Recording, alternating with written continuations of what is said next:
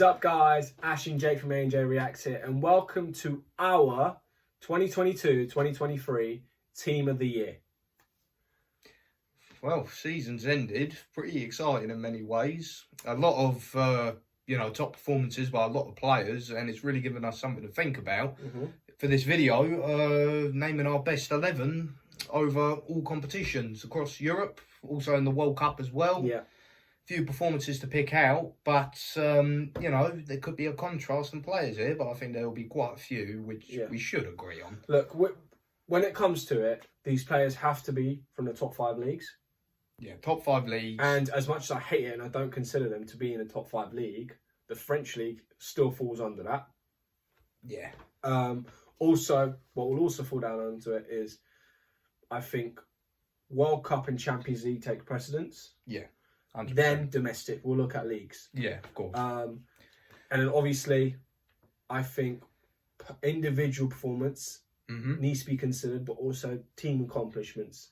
Yeah. So I'm someone who I think all of them should be assessed equally. Even distribution over everything. Yeah. Performance, accomplishment, everything. You can't just go, right, so-and-so scored this many goals and then they've done nothing with their team. So it comes down to that. I think in terms of goalkeeper, I think we can both agree on who it should be.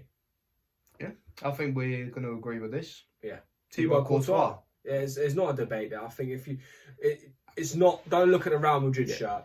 Just go and watch his highlights from this season. If he did not be in between the sticks for the majority of our games this year, you would be screwed. Honestly, maybe even 4th place. Not even 3rd, 4th place in the league. Yeah. Champions League wise, Liverpool could have beaten us. Yeah. Forget Chelsea, Liverpool could have beaten us. He had another blinder in front of Liverpool. Yes, he made a howler in the first leg, but all together, blind after blinder saves. We wouldn't have won the Spanish Cup. He made some fantastic saves. I remember watching that final as well, making some crucial saves. I mean, if we're going down on accomplishment here, yes, you could say he's definitely not the most accomplished off of what he's won, only winning the Cup with Real Madrid, didn't have a good World Cup, and yes, you didn't go on to win the Champions League that year, but like you said, if it wasn't for him, by far the best, you would be in a worse position. You could have possibly been knocked out earlier in the Champions League. And, I think the World Cup howler from Belgium, it wasn't so much on Courtois. No. It was a bit more on the defence, not pulling their weight. The big names not producing it on the day. Yeah, I don't know what De Bruyne just goes missing for them, doesn't he? Internationally, Honourable mentions, though, I would say. Ter Stegen had a historical season. Oh, yeah, 100%. He's second for me. Yeah. He's second. And I think you have to give plaudits to Martinez with Argentina. As much as I don't like the guy, he had a fantastic tournament. And I think Onana, Edison, Onana both did fantastic. My nan with Mike Mignon with AC Milan had a fantastic season. But I think it's one of those ones where it's a clear winner in my opinion. Yeah, I'd agree with that. From now, when we push on, it's up for debate, even like when it comes to the fullback position. So left back, who have you got? I have gone with, and I don't like saying this because he plays for the most hated club from Juventus' perspective, I've gone for DeMarco. I think it's the safest option. For left back, for me, there was no one that was really, I mean, you may disagree with me, but there was no one that really stood out a lot in that position. Yeah. It could be a number of players, but I just don't think for the whole, consistently, like there was no standout in the World Cup. I think he's probably the most standout in the Champions League because, the opposite would probably be Nathan Ake. He don't like the Parma. I mean, if Cancelo was staying at Man City and did what he could do, maybe it would have been a different story. But I think consistently, and you look at his numbers as well, he's contributed so much going forward, and he's a solid defender and fullback. I do think DeMarco, as much as I hate to say it, has been the best left back. Do you know what? I have to disagree with you. As much as I love DeMarco's performances in big games, I think the fact that they've gone and won a treble, and Nathan Ake, the moment he started playing left back, everyone had their doubts. When he went in there, he really shored up that position. No one turned around and went, oh my God, they've let go of Cancelo and he's playing like this at left back. He literally made that position his own. And yes, he does not attack as much as DeMarco, but he does the job, right? And when we look at previous fullbacks who have been in the team of the years or whatever. Mm. I mean, look at the right back for your running team. The guy at Napoli, I forgot his name. Di Lorenzo. He was fantastic in that Euros. Didn't attack much, but because he was so solid defensively, he walked into everyone's team of the year. I think Ake defensively has been so solid at left back. He did a shift at centre back when he needed to, and yeah, they've just gone and won a treble, mate. I just can't leave him out. But would you say, like, has he been at left back for the whole season though? Like, was he? So before he was at left back, Cancelo was there obviously. Yeah. He was playing centre back week in week out because Ruben Dias was injured. So it would be him and John Stones. So he has been playing consistently. He played the entire season. Okay. I mean, he was even good last year in a stretch of last year. So I think you'll go with DeMarco. I'll go with Ake. You've gone with Ake. Yeah. Okay, fair. Look, I can't disagree with it because, like I said, I don't think there's been any standout. So it's pretty much up for debate. Yeah. So I'm not too upset that you picked Ake. Like, it's not outrageous. So we're going on right back. I think we should agree on this pretty comfortably. Really? Kyle Walker. I don't know. I think it's Kyle Walker. I don't know because, he played really well against Vinicius, but he got benched for a little bit, didn't he? They even had Rico Lewis playing at right back. Yeah, they had a mixture. Like, they had Stones playing there for a bit. They had Lewis playing there for a bit. Do you know but what? I do think his performances later on in the season just showed his quality. Yeah. And I really do think that should now put... It's another subject, but the debate between him and Trent to bed, because I think as a package, as a fullback, he has got everything you want. You know what? I think he's got the treble as well. You have swayed me. I think Kyle Walker... I mean, he didn't even start in the final.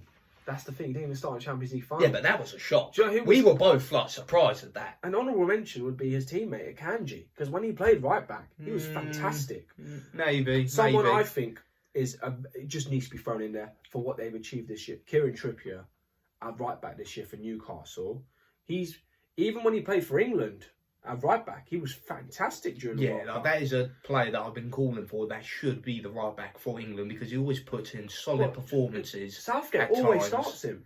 He's the first guy he puts at right back at Southgate. That's why Southgate even moved Kyle Walker to centre back in the back three. Do you know why I don't think he should be in the right back? Is because, like, obviously, most notably, he hasn't won anything.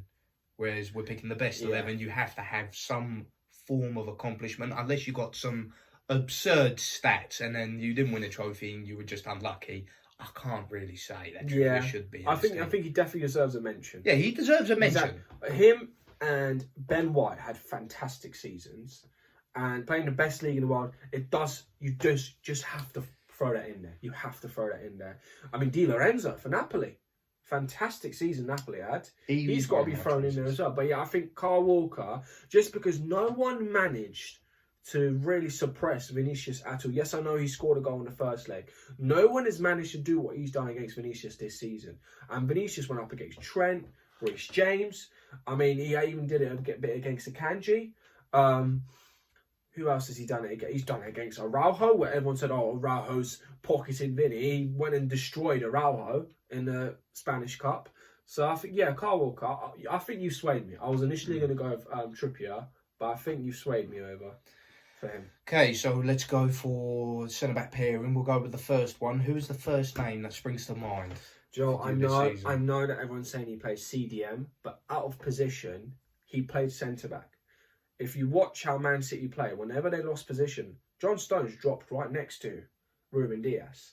And I think the fact that he's managed to do that, play two different positions in one game consistently, and even for England, where, you're playing next to Harry Maguire, for God's sake, come on, So I think you've got to give him credit. I think John Stones is the first name in the sheet.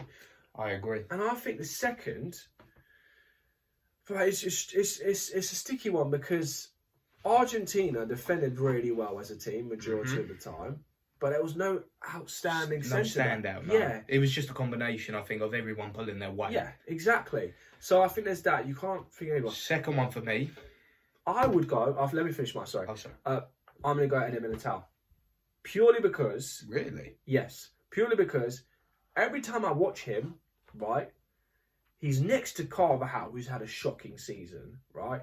He just does it all. He's also started getting the end of crosses and headers and stuff, winning goals and set pieces as well. And I think he's really like that starting position for a centre-back at Real Madrid, where Rudiger, last year, the Premier League's best centre-back, steps into the club, and he's managed to keep him out of the squad. I mean, Alaba, he had a bit of injury problems, but Militao was consistently there, having to chop and change with his partner, whether it's Nacho or Rudiger or Alaba. I think he consistently has now been accepted for us to be our number one centre-back. That's my opinion. I think you've gone for Stones and Militao. Yeah, that's my two. Okay. I agree with you on Stones, 100%. Because, I mean, obviously he's been multiple different positions, but he is a centre-back and he has been a crucial part for Man City, so I will agree on that. Second one for me could be controversial, but I think he has a good shout of being in there. I've gone for Kim Min-jae. Really? Look, I know Kevin and Skelly on Ossiman have done their bit, and they definitely wouldn't have won the league without them, but they most certainly, definitely would not have won that Scudetto without Kim Min-jae. Yeah. He was so crucial for them. Yeah. He was an absolute monster. And he's been part of this Napoli side that made history, winning only their third ever Scudetto, and they did it with flying colours. And he was the big miss for Napoli in that second leg against Milan. They didn't have no Kim Min-jae in there, and they looked so much more vulnerable at the back. Well, yeah, there's a reason Man United made him their number one centre-back target. Bayern Munich are looking set to sign him. He's had a fantastic season. But I think in terms of influence, yes, he was part of a successful team. I think it's one of those situations where he's playing at Napoli for me, and there's someone like John Stones who's playing at City. There's more pressure on a City centre-back, on a Real Madrid centre-back. These top teams, because Napoli, I'm almost certain it's been fine for them in certain games. Just drop back and maybe hit teams on a counter. But you were going with Trippier before I swayed you for Walker. No, that's the thing. But Trippier, there was no outstanding play. I'm not saying Kim Min-jae's had a bad performance. I'm saying the style of play that teams like City and Real Madrid play. We don't sit back. We can't sit back. Our fans kick off. I mean, we've already started kicking off as fans when Ancelotti tries counter-attacking teams like Man City, right? Because we want to press high. We want to do what they're doing. Press high and have our defenders. I don't think Kim Min-jae can physically keep up with the pace in behind if he was playing a high line, which is why I've gone with Militao. But he's a very good mention in my opinion. Yeah. I thought you'd mention Saliba as well. It's a shame he got injured because he had a sensational season. Well, like I said, he did have a sensational season, but he did miss a good chunk towards the end of the season, playing only 28 games in the league. Whereas Kim Min-jae, he's been fit for the most of the season. I think he's only missed a handful of games, either through suspension or just having a little knock. And he has that trophy. So like I said, you have to show that your performances have achieved something. Yeah, absolutely. So I do feel that my centre-half pairing is John Stones and Kim Min-jae. But Militao's a good shout. Bit surprising, but it's a good shout. And we're moving on to CDM. It's a very short discussion. This is a short discussion. If we don't agree with this, then I'm going to be surprised. It's Rodri. It's Rodri. However, I think mentions need to be made. I think Casemiro had a fantastic season at Man United. I think without him, you could see how bad they are. Oh yeah, 100%. You see, without him, they don't make top four. Without him, they don't win a cup, and they don't get to a final of another cup. Yeah. His influence is astronomical in that team, and I think he has to be considered. You've also got to think about Enzo Fernandez, how he played in the World Cup. I know he's not your idealistic central defensive midfielder. No, yeah, he's a good... When he came into that Argentina team, when he moved into the first 11, right, the team just elevated, and they needed that. I think they needed that in the later stages. At that moment, they probably could have got by with the players they had and whoever was next to DePaul. I can't remember who it was, but when he came next to DePaul, it just freed up players like McAllister to get up and press higher because he had a fantastic season as well. But Messi even got freed up, and the distribution, his playmaking deep, where DePaul doesn't provide that as much, was fantastic. It's a shame that Chelsea have had such a poor season and he left Benfica, because I would have liked to have seen him with that Benfica team, because they were having a sensational run in the Champions League, knocking you guys out. Do you know what I mean? Do you think he would have made a difference against Inter? 100%. 100%. Could you have seen Benfica go through if Enzo was in that squad? Like, would Yeah. he have made that much more of a Yeah, difference? I think he would have, because you think about, okay, what does he do? He creates chances. So if he creates chances, someone like their striker, who everyone's after, Rafael, he scores them, right? So I think you have to consider it. It's like, But I think Rodri's been so good, it's really hard. no, he is. It is clearly him. I agree. It's clearly him. He's won the treble. He's gone and won the Nations League with Spain, for God's sake. He's won everything apart from the World Cup.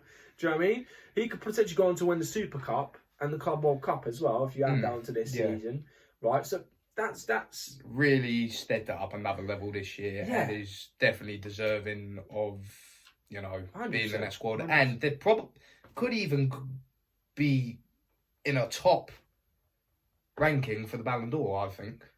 Not just top 10. Will. He could make top 5. He could make top 5. I think he's been that good. I think top 10 for sure. Top 5 is a bit stretchier when you look at Haaland, Vinicius, De Bruyne, Messi, Mbappe. Because Mbappe and Haaland are the only two who have scored more than 50 goals this year. And I know we've grown a bit immune to it because of Cristiano and Messi. Scoring over 50 goals a season is alien-like behaviour. It really is. And it should automatically shoot you up any ranking for any individual player awards. Yeah. That's just my opinion. So that's why I think he's definitely top 10. Yeah. He's definitely top 10. Okay, so that's CDM done. Unanimous there. So moving into the midfielders. Okay, and then there's another one that's just straightforward, and we don't really need to go too much into that. But Kevin De Bruyne, it's just really going to be a question who we're going to pick. And I think my second midfielder is going to surprise you and make you somewhat happy. I've actually gone, shoot me down for this, I've gone for Luka Modric. Really? 2 things. Best midfielder in the World Cup. By a landslide for me. Yeah, you forget And, at his age, to be going forward, pressing the amount that he does, just constantly attacking. Yes, he does not look anywhere near as good as he was 4 years ago. But the man's still world class. At 37 years of age, to play in the team like he does and to constantly be moving like the way he does, that is just alien. Like his longevity has just been absurd. And I honestly think, like, the combination of it all, he's in there for me. I agree with you in the sense of those reasons. It's a shame because he got injured just before we basically started playing Man City, and I think he got rushed back because we had no league to play for. The final was coming up. We had a pretty easy final against Osasuna, so it just came down to, right, this is the Champions League. This is the only major trophy we're going to be able to win. The other one's basically in the bag, and we threw him in there way too early. And I think if we had a fully fit Modric, like we saw last year against PSG, against Chelsea, those balls do not get scored by Rodrigo and Benzema if he doesn't deliver them. Yeah, that's the thing people miss about Modric. He goes hidden because everyone looked at Cristiano back in the day, looked at Bale, do you know what I mean? And then they looked at Benzema after, and now Vinicius and all these players. Modric has been consistently about since then. Yeah. So I think it's a very good shout. Valverde, the first half of the season, he was second. Fire. He was second choice for me. He was on fire. Camavinga, the fact that he's been able to play CDM, centre mid, left back, and been outstanding throughout the season. Them 3 deserve mentions for me. I can't go beyond Barella. I can't. Purely because that Inter Milan had no right being in that final without him. They had no right, absolutely no right to be in there without him, right? Can't disagree with you on that. I think also Gundogan's final month or two to the season was just... It was like seeing Prime Zidane. The way he was just on the end of everything, just influencing games. He won them the league. He secured the league for City in the sense of, he just stepped up when Haaland had a little bit of a drought. Yeah. He really stepped up. So I think I'm going with Barella purely because I think his influence on Inter having that run was just astronomical. 100%. As much as I hate to admit it, he was crucial for them. Yeah. I think honourable mention, 2 mentions actually. Musiala for Bayern Munich. Ooh, he had a almost record break. He was their top goal scorer. And he was a shining light for Germany. He was the only one that was really making anything going. Yeah, and I think the second one, right, and also Bellingham played really well that year. Like, almost taking Dortmund. That is a good shout. Almost taking Dortmund to a league title, and then being injured in that final game, it broke my heart to see him. Like, he's powerless there. And he won the Bundesliga Player of the Year. Yeah, and I think Odegaard deserves a shout in there. Yeah, he does. It's a shame that he plays for like Norway. We didn't see him in the World Cup. We didn't see him in the Champions League. He deserves a shout. But I think when you think of all across the board, I'm more inclined to lean towards Modric with you. But because you said it, I don't want to sound biased. I'm going to go Varane. Yeah. Okay, so that's where we have it. De Bruyne is in for both of us, of course. Yeah. Like, that is just non-negotiable. And you've gone with the second midfielder of Barella, and I've gone for a second midfielder of Luka Modric. But like you said, there is many honourable mentions that could have been included. But it's really tough to just stick with two central midfielders. Yeah. Left wing, I'll allow you to, because I'm going to agree with you. I don't think it's a debate. I think he's the best winger in the world. Well, can I just say one thing? If you mention Rafael Leao, just look at the stats. No, not Leao. Would you not say that Mbappe is more of a left winger now? He's played striker this year. That's the just thing all season he's played at striker. Well, he's played left wing at points. But I think he's played majority of this year striker. Even for PSG, it was like him and Giroud up front together. It wasn't like him playing out on the wing, if you remember. Fair enough. Yeah, but I think he's more of a shout in terms of striker position. Yeah. Because I consider him a forward. But when I look at the player who I'm going to say, and I know you're going to say it, Vinicius Junior, he's an out-and-out winger. He stays on the wing, and he creates. He doesn't just score; he creates. And he just takes players on over and over and over again. He's skinned some of the best fullbacks or defenders we've seen this year, right? And his failure to turn up to one game, which was where Kyle Walker pocketed him in the Etihad Stadium, was the only thing that cost Real Madrid. Where he was the outlet, where he was the guy that brings us out of those deep areas where we just find him. When he weren't there, we conceded that many goals. It was simple as that. And he was by far Brazil's best player. And do you remember that? You remember that Croatia game? We reacted to it. Yes. When they took off Vinicius, we were both like, "What the hell was you doing?" He was their best player. He was the guy that was making everything. He was the driving force of that team, and they still insisted to keep Neymar on when Vinicius was clearly better. Yes. And then obviously you take everything. Oh, he's just skillful on the ball. He can pass the ball well. Excuse me. I apologise. Yeah, he's getting emotional, man. Wait. He was so beautiful. He scores an outrageous amount of goals. Like, how many goals and assists? Like, goal contributions he had this season? Over 40. Over 40. And, he, like I said, won something with them. But honourable mentions, for me, number 2, without a doubt, Kvaratskhelia. Yes. Yeah. He's had a fantastic season. I'd definitely get him in there. Someone as well, I think, literally shut everyone up. And as much as I hate the guy because of what he did to us, you've got to give Jack Grealish his plaudits. No, we don't. You've got to give Grealish his plaudits. No. That man's more obsessed with his hair and destroying his liver than playing football. I am not giving that man any credit. I'm not. And Jorginho had the right idea, stamping on his leg in the Euros final. Don't condone violence, only for Jack Grealish. In my opinion, I think he was quality. Yeah, he was quality in the final. Give the devil his dues. He was. Last 6 months, he's been quality. Someone who also has been quality has been Marcus Rashford.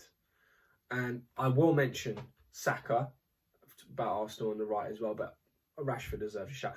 He turned up and he owned Barcelona in the Camp Nou. Take this from someone who's a Real Madrid fan. It's very difficult to turn up in that stadium and just silence them. Bring the worst out of them. And then he went and did the same in the second leg in the Old Trafford. He had a fantastic World Cup, right? Where I think he should have started. I to this day think he should have started against France, right? He earned the right to start. I don't know why he didn't. Yeah, and then you look at his influence on this Man United team. He stepped up when Ronaldo stepped away. Where everyone had question marks, including myself. Granted, Ronaldo still scored more league goals than Rashford finished on. But you forget, Rashford in this team, it's not about, whether you scored 18 or 20 goals, right? It's about did you achieve your goals? And I think Man United, their number one goal was getting Champions League football. Yeah. And I think with Rashford at that forefront, they got it. They also won a trophy as well in the cup. They could have won a domestic cup brace or whatever you want to call it. So, yeah, I think he deserves a shout, but I think it's Vinicius. Yeah, 100%. That wasn't really in debate. Like I said, I'm not going to get into it again. I might get emotional again. But, yeah, so we both agree that Vinicius is on the left. Striker, yet again. It's between Haaland and It's Mbappe. between Haaland and Haaland. No, but you've got to give Mbappe the plaudits for getting the goals. But Haaland scored more goals, but also did it in a better league. He also won more trophies, and therefore he's in there. However, with Kylian, you've got to realise he was a top goal scorer in the World Cup. He was the best player for me in the World Cup. He turned up every single game, right? Just balled out of his mind. I mean, England, we were playing fantastically up until that game against France. And I think it took, yes, he did not turn up and get on the end of goals or assists, but it took a top-class performance from Kylian to really bring us out there. If you look at the goal Tchouaméni scores, it starts with Kylian. It all goes through Kylian. And every time they were doing anything, they were just going through him. And he knew that he wasn't going to have an easy day against Kyle Walker, but he still could have influenced the game. And that World Cup final against Argentina, I think they were out for the count. They were really out for the count. If they didn't have Mbappe, that game would have been closed off. Yes. In the 70th you think minute. about it's the World Cup final. It's the 90th or so minutes, and you're scoring a penalty to keep your team in it. I don't think there's any more pressure than that. No. That penalty he had, it was crazy, the amount of pressure. It was ballsy from him for him to step up there. So I think he deserves 100% a shout, getting on that many goals. And I think if that boy, I'm telling you, in my opinion, he's a better player than Haaland. I don't think there's a debate who's a better player. Oh, yeah, of course not. I'm not saying that. He goes to a big club in a big league, that wants to win trophies, right? Does it the right way, doesn't just feed money into the club, right? Not just Real Madrid. I'm not just saying, if you went to a team like Man City, right? Not Man City itself, but like Man City, Kylian Mbappe will show the world why he's the best player in the world. No, yeah, true. He's definitely got more weapons to use on him. He's got a lot more in his arsenal. Whereas Haaland, he is a striker that demands service. He's not the guy to get the ball from the halfway line, drill past everyone, create his own goals. No. He needs a service. Exactly. So in that regard, yes, I understand. Yeah. But for me, why it's just not close. I mean, we can't talk about the World Cup with Haaland because, Norway weren't in the World Cup. Yeah. And it'll be a pretty tough ask for them to make, I reckon they will make a World Cup one day with Haaland. Especially now, they've added more teams into it now. But just top goal scorer in the Champions League, top goal scorer in the Premier League. He broke the Premier League record. Broke the record. European Golden Boot that he'll be getting. He scored more goals than anyone in all Europe's leagues. He won every domestic treble, the big one, the Carabao Cup. It's just been unbelievable. This is a sort of season, statistically, that matches, stuff that Messi, Ronaldo have done. Well, yeah, think about it. I think, in terms of the calendar year, I think if he carries on at this rate, he could potentially break Messi's record. Potentially. Now, knowing Pep, he'll probably bench the guy right after 20 minutes. He will. I mean, we've seen so many times this year, it's been a joke. He scored a hat-trick and he got subbed off. If he keeps him on for 90 minutes, he probably gets another 2. He's one of those players, he scores in volume. So if he scores in one game, you go, right, I can see him scoring another 2 or another 3. And I think someone who was like that was Cristiano. He would score in volumes. And I think Messi was just consistent. He would score game after game after game. But Haaland, you could tell his idol is Cristiano. And same goes with Kylian Mbappe, just by their personalities. When they start scoring, the floodgates open with them. And I think with Haaland, I think if Pep just plays him fairly, plays him every single game, gives him 90 minutes, he doesn't need rest. Okay, just play the bloke. Okay, he will break Messi's record. I don't think there's a question. Yeah, he could. He definitely could. One thing I will say though, because we've had a Ballon d'Or video already, he needs to turn up in bigger games.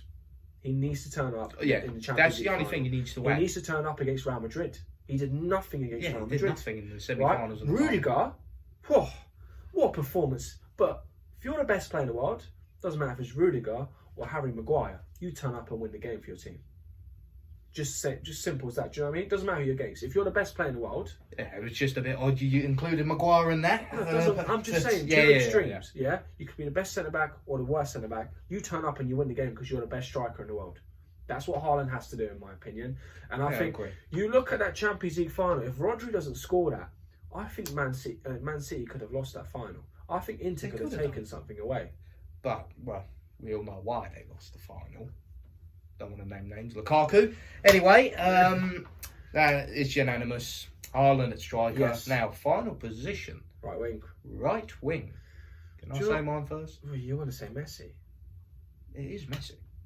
It is Messi. Is he a right wing? He's a right wing. He's been playing the right wing. He's been playing number 10 most of the time. He was right wing at PSG, and he was playing a right wing for Argentina in the World Cup. You know Come on, look. As much as you don't want it, and the bias that will probably come from certain Messi fans, not me, right? Because I'm not biased, I right? love it, mate. That's fine.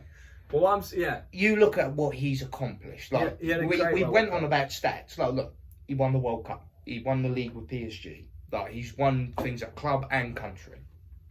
He's got more goal contributions than Haaland. No, but hold up. One thing you've got to take into account: Messi is the type of player that does both. Yeah. More. Like, Haaland's not going to get that many assists because he's the guy that needs to be assisted. And since Messi, he's left Barca, I'll tell you something. Since he's left Barca, I have nothing against him. I'm actually happy he left Barca because it means the team I hate more than everyone thinks I hate Messi. The team I hate more than anything in life, the people, the group, the association I hate more than anything in life is Barcelona. Okay, so when he left, I was happy. I was celebrating for Messi. Okay. But what my problem is he just did not, excuse my French, give two about PSG. He didn't. He didn't care about PSG. And when he played for Argentina, it was like seeing a different player. So I think we have to get someone in there because of the World Cup. Because right now, so far, it sounds very Champions League. Well, I did include Modric. Yeah, that's true. That's true. I think Messi goes in there. I agree with you, right? I think he goes in there, but I think players like Bernardo Silva deserve a shout. Mm-hmm. He's had a fantastic fantastic season in general. I think Bukayo Saka deserves a huge shout. If Arsenal go in to win the league for me, I'd put Bukayo Saka in there because I think he was the main guy for the majority of the year. Stepped up for penalties. He stepped up when it mattered most of the time. But then he went missing in the final couple months of the season. And I think that's where they fell apart. The title dreams fell apart. Because I think Arsenal winning that league, right, I wouldn't go as far as saying 30% was down to Saka. That's how big of an influence I think he had. He was the most key player. The rest comes down to, I think, 50, 60% is Arteta. He's had a fantastic season as a manager. I think we're going to go on to see him potentially manage Real Madrid or Barcelona one day. Yeah. I think we will. And I think the rest comes down to the rest of the players, especially players like Saliba and Ben White having fantastic seasons. Zinchenko, Gabriel Jesus having fantastic seasons. But yeah, I think he deserves a shout. He deserves a huge shout in there. Also, in terms of, do you know what? As a Real Madrid fan, I feel obliged to even still mention Rodrigo. In terms of club level, if we're just going off like the club season, I reckon it will be between him and Bernardo. Personally. Yeah, Rodrigo and Bernardo, and personally. Rodrigo's played out of position. He's a left winger or number 10. He's not actually a right winger, which is so, that's how surprisingly good this boy is, right? And I feel sorry for him because Vinicius takes all the spotlight. Rodrigo's a baller. He really is. This season, he was our number 9 more than more than Benzema was, right? Benzema was injured. Remember Benzema was out on holiday, majority of the season on holiday, basically, because of his injuries. And it was one guy who just kept us in the fight for the league majority of the time, in the Champions League, in the Cup. And it was him. It was Rodrigo. And I think he deserves respect. This is a guy, 2 years ago, he wanted Rodrigo at the club. Roll the clip. Pull him off. He's so bad. We've got players in the B team better than Rodrigo. Oh, Rodrigo, you're so shit. Come on. Why are you shooting? Why are you shooting?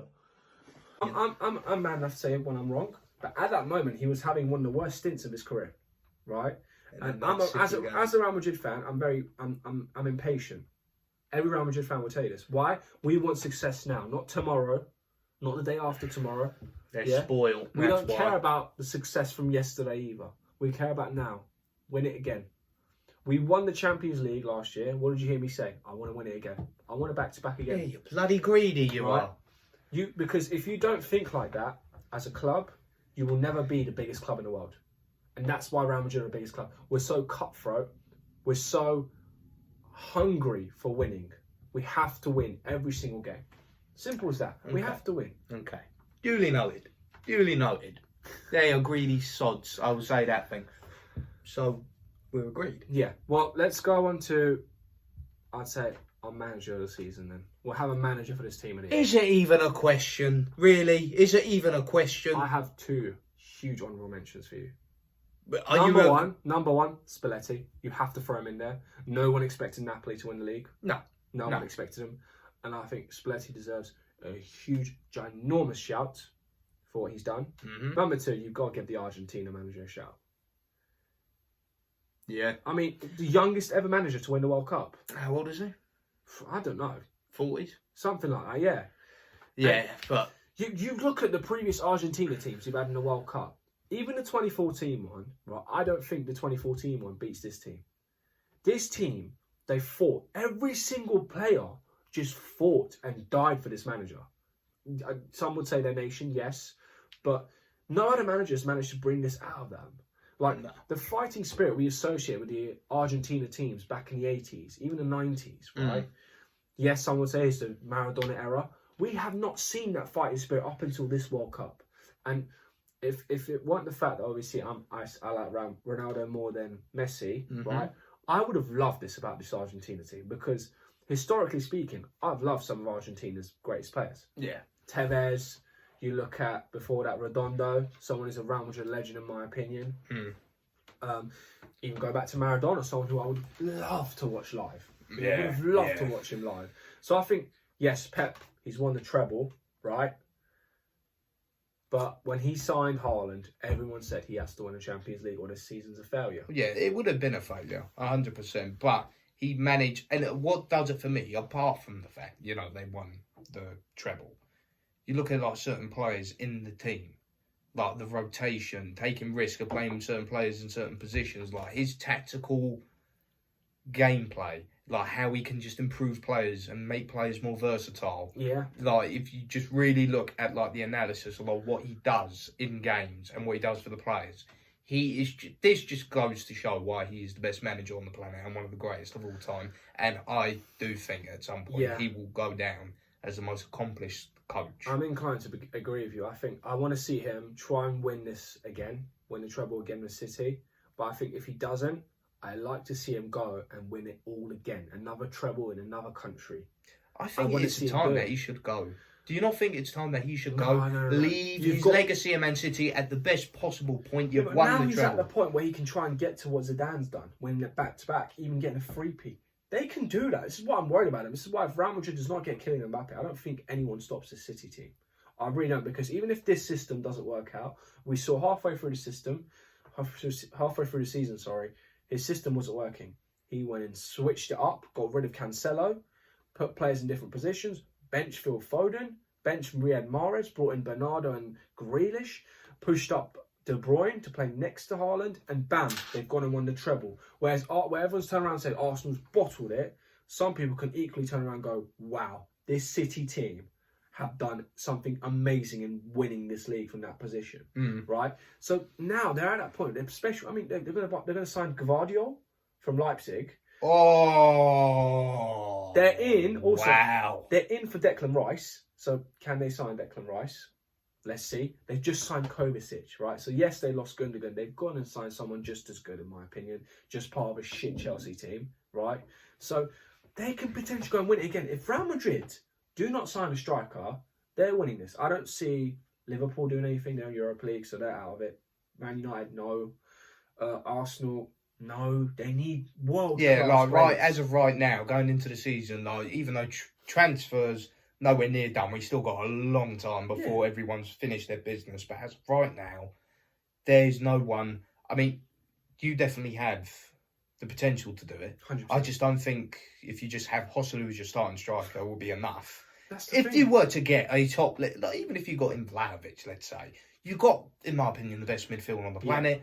But yes, like, Man City are definitely on to do it, and Pep has done some incredible things for them. Yeah. So So I thought I'd like to see him try and win it again next year. If he doesn't, then move on. Then maybe not go back to Bayern. I want to see him go to Serie A. Go to the Serie A where it's developing, it's growing, and join any team, not just. I see him joining Juve. I think it has to be a team which kind of does match his sort of philosophy, and I think personally, the team that's playing at the closest type of football and has that sort of philosophy and loves their attacking play. For me, it is Napoli. But I reckon it will be You've got Napoli. to say this though. Before he joined City, they didn't play anything like he would play, and I think the biggest thing for any Pep system to work, and I don't want to at him on this, it's money. It's money. The richest club he's going to go to. But it did take him some time. Yeah, like, he didn't hit the ground running in his first season, but he did when it you've fine. got an endless supply of cash, right? It's bound to work out, especially if what you're doing is aesthetically pleasing. That's true. If he was playing like Conte, right, they would have got rid of him, especially after last year. They would have got rid of him because they would say, right, we're paying this much, we're bringing all these players you want for, but you've not won the big one. But because you can see they're playing superb football, so many people in the world now associate Man City playing the best football in the world, not Barcelona. And I think that just goes so far in showing how much of a good manager he is. So I think whatever team he goes to, he will transform how they play. And when he leaves, they will still play the similar. I mean, you look at Bayern Munich, they've still got that Pep Guardiola philosophy in them. And I think when City leave, they'll still have it. When he leaves City, sorry. So I think I'd love to see him go and do it in another league. I'd also like to see, right, just him go somewhere where he's just got a bit of odds stacked against him. When he went to City, I think they won the league the season before. No, they didn't. They won the Carabao Cup. But like, there was someone who was always top two in the first place before he came in there. Him going to someone like AC Milan or Juve as they are now, and then going on to win a treble, hands up, you have to consider him as one of, if not the greatest manager of all time. Oh yeah, definitely, 100%. But got a little sidetracked. But however, that is our team and that is our manager. You guys better make sure you comment your team of the season down below in the comments. Let us know who you think the standout team was at each position. Tell us even your standout player, who should be the best player in the 22-23 season. And yeah, that's it for today, guys. Thank you for tuning in. This has been Ash and Jake from A&J Reacts here. Much love. Ciao, ciao.